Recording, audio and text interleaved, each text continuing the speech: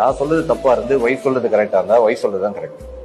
நான் சொல்றது ரைட்டா இருந்து ஒய்ஃப் சொல்றது தப்பா இருந்தாலும் ஒய்ஃப் சொல்றதா ரைட். நான் சொல்றது ராங்கா இருந்து ஒய்ஃப் சொல்றதும் ராங்கா இருந்தா ஐ எம் ராங்.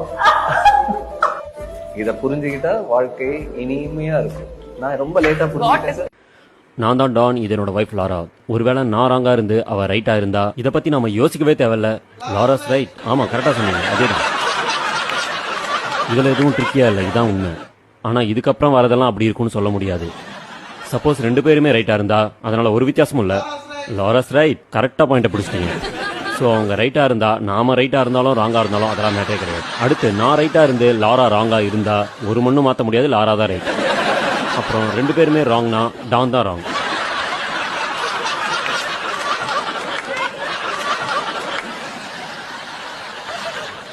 சப்போஸ் இங்க யாராவது சிங்கிளா இருக்கீங்க, கல்யாணம் பண்ணிக்க போறீங்கன்னா இதை போட்டோ எடுத்து வச்சுக்கோங்க. கண்டிப்பா இது உங்களோட ஃபியூச்சர்ல தேவைப்படும். இப்படிதான் மேரேஜ் லாஜிக் ஒர்க் ஆகும்.